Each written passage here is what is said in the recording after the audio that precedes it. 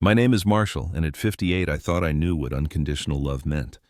I spent 35 years building a trucking business from nothing, saving every penny I could for my only son. $450,000 sat in my account, earmarked as his gift to buy the dream house he always talked about. But sometimes the people you love most can break your heart in ways you never imagined. One family dinner changed everything between us, and what happened next taught me that real love sometimes requires the hardest choices. Before I share what happened that changed everything, let me know where you are watching from, and please hit that like button if you have ever felt unappreciated by someone you have sacrificed everything for. Now let me tell you about the night I learned that respect cannot be bought. Looking back now, I realize I should have seen the warning signs years earlier. My story begins in 1985 when I was barely 23, driving a beat-up Ford pickup truck I bought for $800. That truck became the foundation of what would eventually grow into Marshall Transport Solutions, a fleet of 47 vehicles serving 3 states. But success came at a price I'm still paying today. Those early years meant 16-hour workdays, sleeping in truck stops, and eating gas station sandwiches for dinner. I missed Jake's first steps because I was delivering furniture across 2 state lines. I missed his elementary school plays because Saturday deliveries paid double rates. Every sacrifice felt justified because I was building something bigger than myself, something I could pass down to my son. Jake grew up in a world I never knew as a child: private schools, summer camps in Colorado, a brand new car for his 16th birthday. While other kids worked part-time jobs, Jake focused on his studies and his social life. I told myself I was giving him opportunities I never had, breaking the cycle of financial struggle that had defined my own childhood. By the time Jake graduated from Northwestern with his business degree, I'd built something substantial. The company was worth nearly $2 million, and I was ready to step back. Jake seemed interested in joining the business, but his ideas always involved expanding too fast or taking risks that made me nervous. We had different philosophies about money, about work, about what success really meant. When Jake married Priscilla 3 years ago, I hoped she would be a positive influence. She came from old money, the kind of family that had never worried about mortgage payments or college tuition. Her father owned a chain of luxury car dealerships, and her mother served on charity boards. I thought her background might teach Jake about responsibility and tradition. Instead, it seemed to amplify his sense of entitlement. The plan had been simple: sell the business, retire comfortably, and give Jake the seed money he needed to buy the house he and Priscilla had been eyeing in the exclusive Riverside Heights neighborhood. $450,000 would cover their down payment and leave them debt-free except for the mortgage. It felt like the perfect way to launch their future together while securing my own retirement. But as the months passed after their wedding, I noticed changes in Jake that concerned me. Phone calls became less frequent unless he needed something. Visits felt obligatory rather than genuine. When he did come around, conversations focused on money, on his plans, on what he deserved rather than what he had earned. The son I had raised seemed to be disappearing, replaced by someone I barely recognized. The dinner invitation came on a Tuesday afternoon. Jake called and suggested we have a family meal that weekend, just the 3 of us at my house. He sounded almost enthusiastic, mentioning that he had been craving my famous steak Wellington, the dish I used to make for special occasions when he was growing up. For the first time in months, I felt genuine excitement about spending time with my son. I spent all of Friday shopping for the best ingredients: prime beef tenderloin from the butcher who had supplied my family for 20 years, fresh mushrooms, puff pastry, and a bottle of the Cabernet Sauvignon that Jake had mentioned liking at his wedding. I even drove across town to get the specific type of dinner rolls his mother used to make the ones he always requested as a child. Saturday evening, I set the dining room table with my late wife's good china, the set we had received as a wedding gift 40 years earlier. I arranged fresh flowers from my garden as a centerpiece and made sure every detail was perfect. The steak Wellington required precise timing, and I wanted everything to be ready when they arrived at 6:30. 6:30 came and went. Then 7, then 7:15.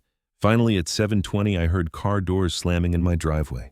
Through the window I watched Jake and Priscilla walking slowly toward my front door, both staring at their phones rather than talking to each other. No sense of urgency, no acknowledgement that they were nearly an hour late. When I opened the door, Jake barely looked up. No apology, no explanation, just a casual, "Hey, Dad," as he brushed past me into the house. Priscilla followed behind, glancing around my living room with an expression I had seen before, the look she gave things that did not meet her standards. The steak Wellington was overcooked. An hour of waiting in a warm oven had turned my carefully prepared meal into something resembling shoe leather. I tried to salvage dinner by quickly grilling some backup steaks I had in the freezer, but Jake immediately began complaining about the delay. "Seriously, Dad, you could not keep dinner warm for an hour," he said, slumping into his chair like a teenager being punished. "Priscilla and I had important things to discuss in the car. You know, grown-up stuff about our future." I bit my tongue and apologized for the confusion, though I could not understand how our agreed-upon dinner time had somehow become my fault. Priscilla made a show of examining her silverware, wiping each piece with her napkin before using it. The gesture felt deliberate, designed to communicate something about the cleanliness of my home. As I served the replacement steaks, Jake continued his complaints. The meat was not seasoned properly. The vegetables were overcooked. The wine I had chosen did not pair well with beef. Nothing met his expectations, and he made sure I knew it. Meanwhile, Priscilla contributed her own commentary about the differences between my dining room and her parents' formal entertaining space. "Your dad's house has such a rustic charm," she said to Jake, emphasizing the word rustic in a way that clearly meant something less flattering. "It reminds me of my grandmother's farmhouse before she renovated it." But the real shift in tone came when Jake finished eating and pushed his plate away from himself, looking directly at me. "Dad, get me another beer. And make sure it is cold this time." That last one was barely chilled. The words hung in the air between us. Not a request, not a polite ask between family members, a command delivered in the tone someone might use with restaurant staff. I stared at my son, waiting for him to realize how he had just spoken to his father, waiting for the apology or the correction. Instead, he picked up his phone and began scrolling through social media.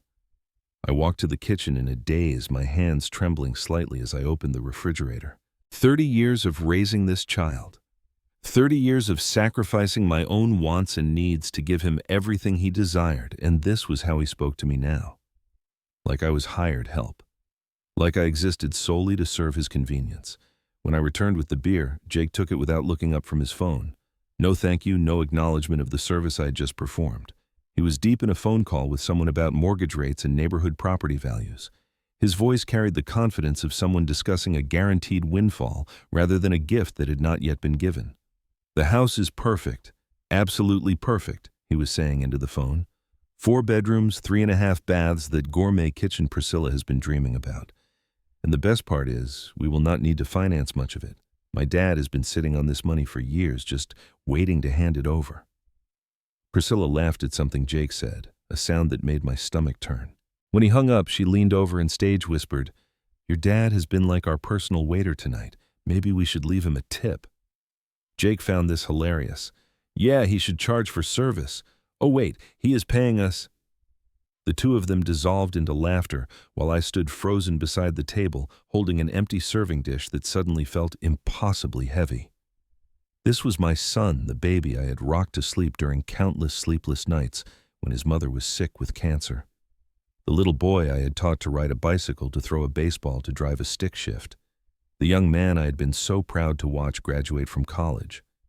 "Dad, clean this up," Jake said, gesturing vaguely at the table without taking his eyes off his phone. "We are going to move to the living room where it is more comfortable."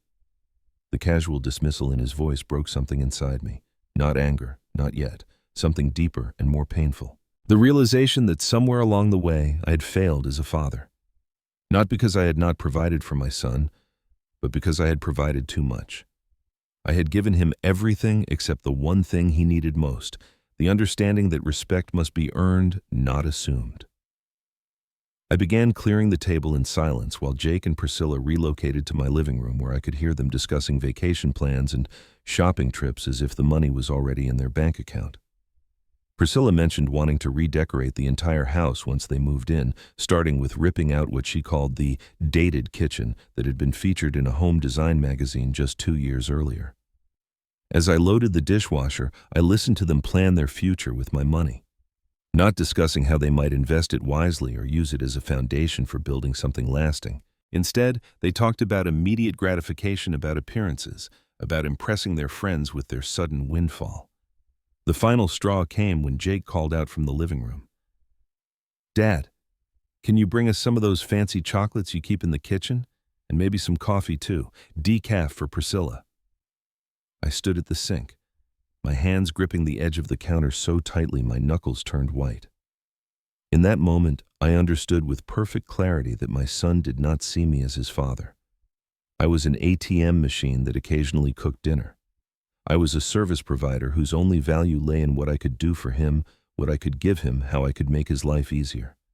The man I had spent 30 years raising had never learned to appreciate sacrifice because he had never been required to make any.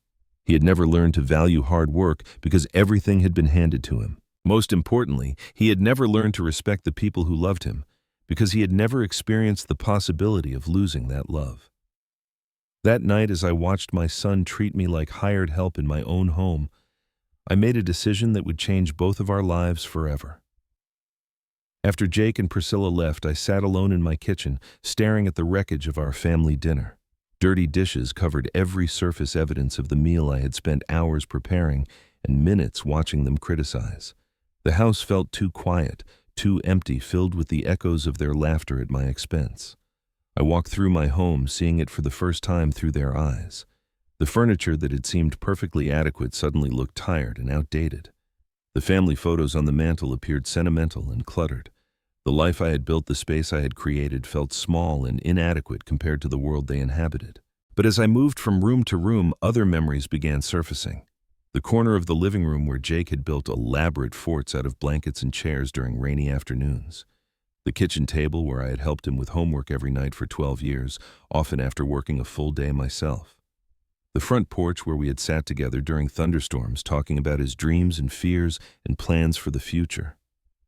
I remembered the sacrifices his mother and I had made during those early years, driving used cars while paying for his private school tuition, taking our vacations at local state parks instead of the destinations we dreamed about because every extra dollar went toward his college fund, working weekends and holidays to ensure he never had to worry about money the way we had as children.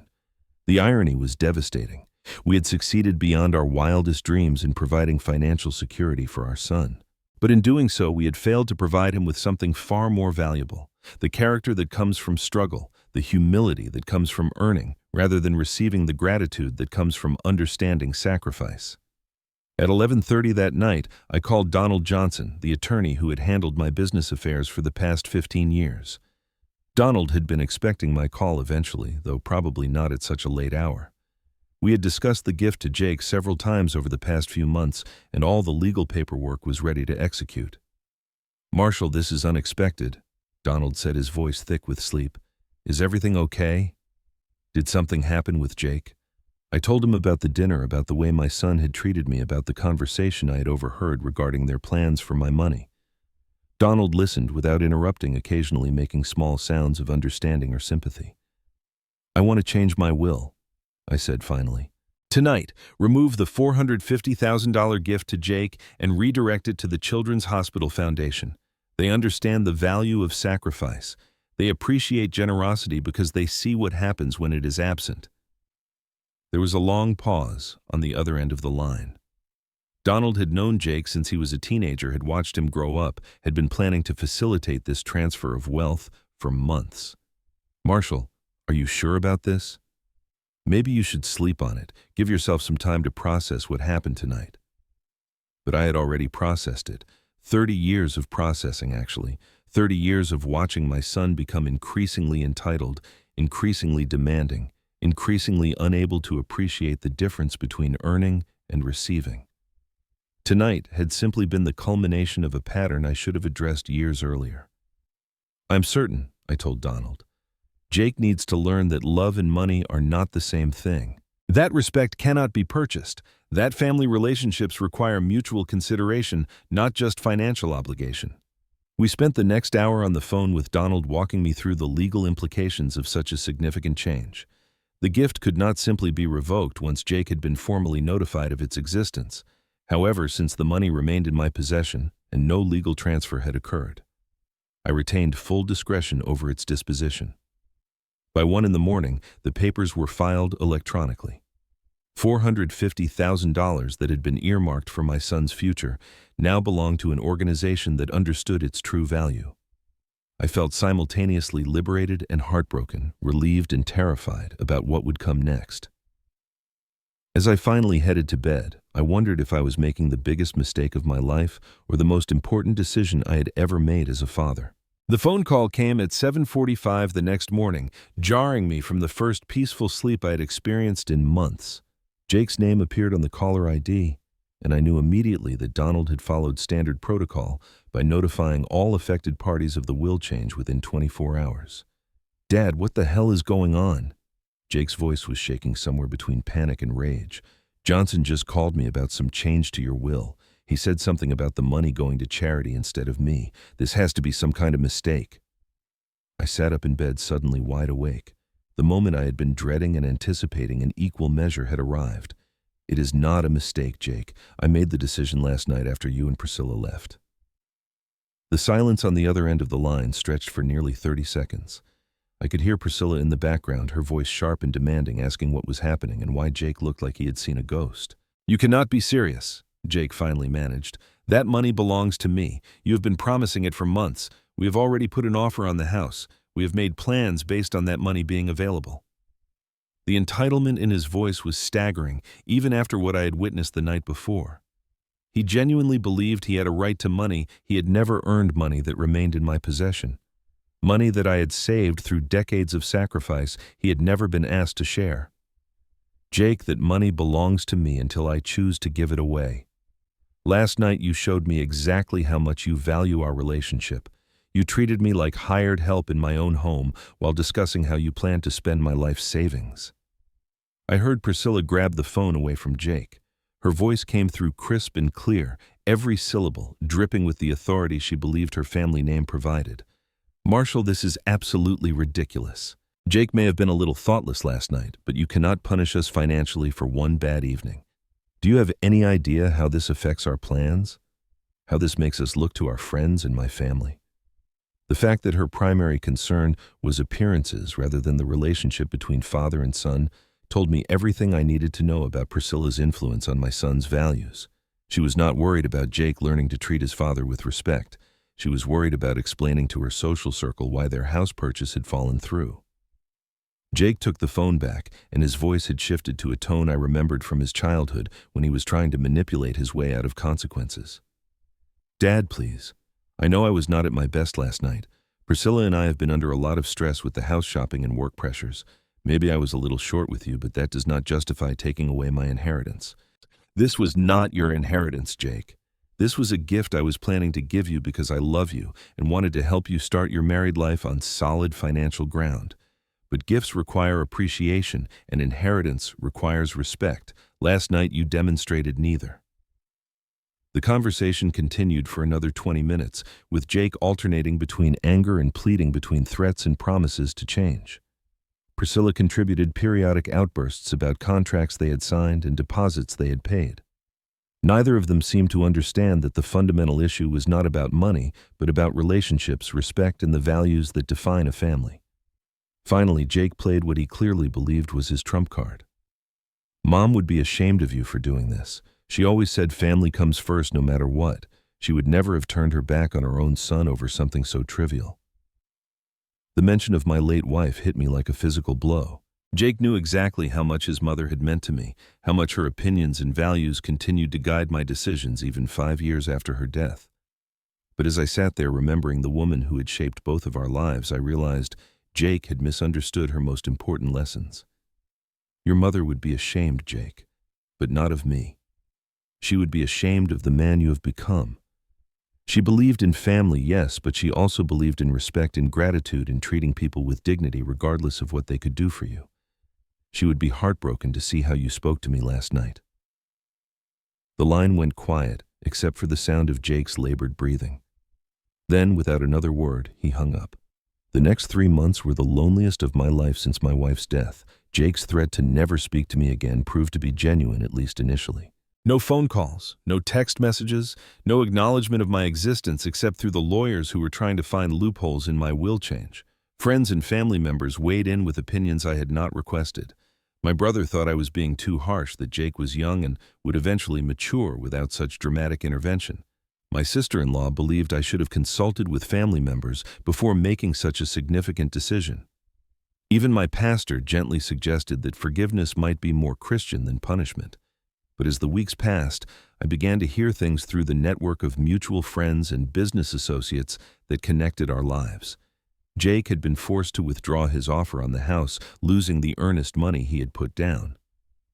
The explanation to their social circle had been humiliating, particularly for Priscilla, who had already been planning housewarming parties and redecorating schemes. More importantly, Jake had been forced to confront his financial reality for the first time in his adult life.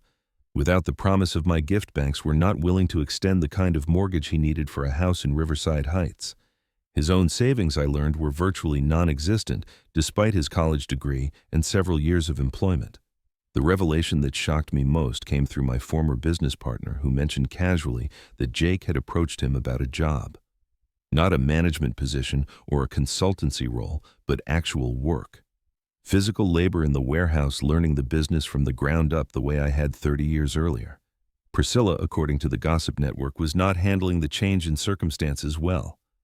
She had expected to marry into immediate financial security, to step seamlessly from her parents' wealth into her husband's inheritance. The reality that Jake might need to work for decades to achieve the lifestyle she considered her birthright was causing significant strain in their marriage. I found myself checking my phone constantly, hoping for a message that never came. Part of me wanted to call Jake to explain my reasoning, to find some middle ground where we could rebuild our relationship while maintaining the boundaries I'd established. But I knew that reaching out first would undermine the lesson he needed to learn. The hardest part was not knowing if I had made the right choice. Every parent questions their decisions, but most parental mistakes involve too little support rather than too much. I was in the unique position of wondering if withdrawing support might be the most loving thing I could do for my son. During those quiet months, I spent considerable time thinking about my own childhood, about the lessons I had learned through necessity rather than choice. My father had been a railroad worker who never earned enough to save significant money for his children's futures. Every opportunity I had received, I had been forced to create for myself. Every success had been earned through sacrifice and persistence. Perhaps that was what I had failed to give Jake: the gift of struggle, the satisfaction of earning, rather than receiving the character that develops only through overcoming obstacles. In trying to give him everything I had not had, I'd accidentally taken away everything that had made me who I was. 6 months and 2 weeks after that disastrous dinner, I was working in my garden when I heard a car door close in my driveway. Through the roses I had been pruning, I saw a figure walking slowly toward my front door. It took me a moment to recognize Jake because he looked different somehow, thinner maybe, or simply less confident in his movement. I met him at the front door, and we stood there for a moment looking at each other like strangers, trying to remember how they knew each other.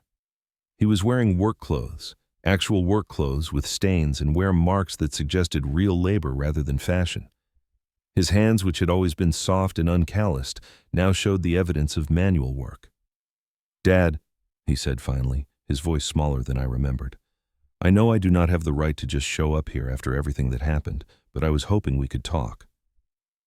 I invited him in, offered him coffee, and we sat in the same living room where he and Priscilla had laughed at my expense 6 months earlier. The space felt different now, less charged with resentment and disappointment. Jake looked around the room as if seeing it for the first time, taking in details he had never noticed before.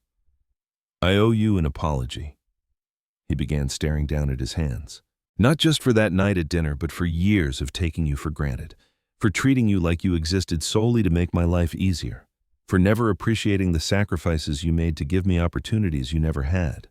He told me about the past 6 months, about taking the job with my former business partner, about learning to load trucks and manage inventory and deal with difficult customers, about discovering muscles he had not known he possessed and developing skills he had never needed before, about coming home exhausted each night but somehow sleeping better than he had in years.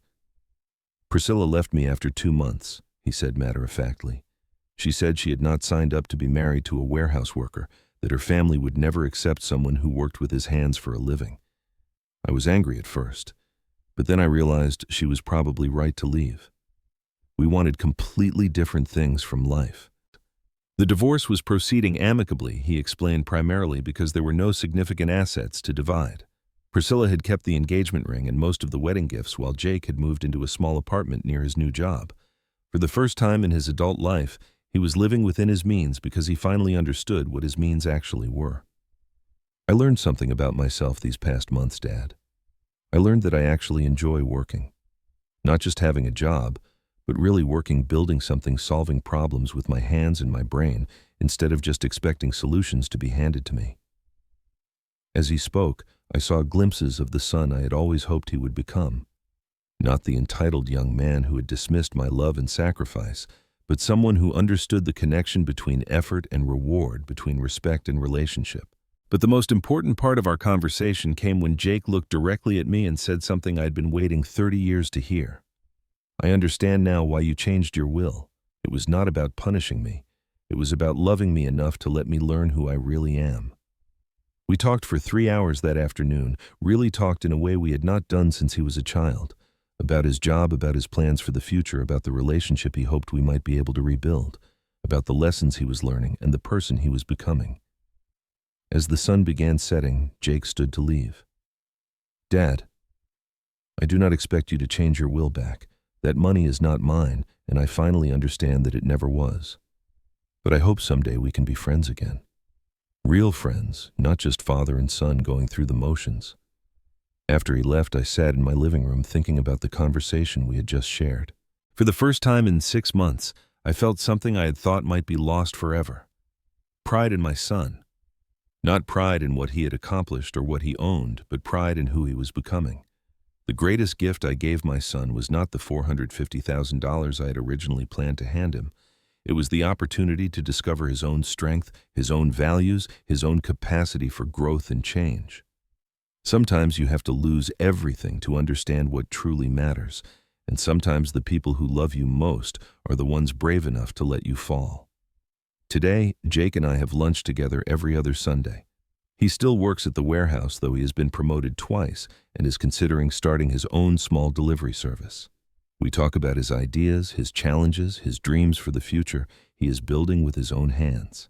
And sometimes when I watch him problem solve or see him treat others with respect and appreciation, I think about changing my will again. Not to give him money, but to make him a partner in something larger than either of us could build alone. Because real inheritance is not about what you leave behind, but about what you teach someone to create for themselves. Have you ever had to make a tough decision with someone you love, knowing it would hurt in the short term, but help in the long run? Let me know in the comments below what you think about my choice. If this story resonated with you, please hit that like button and subscribe for more real-life stories about family love and the difficult lessons that shape who we become. Share this video with someone who might need to hear that sometimes the most loving thing you can do is say no. Thank you for listening to my story, and remember that the greatest gifts we can give our children are not the things we hand them, but the strength we help them find within themselves.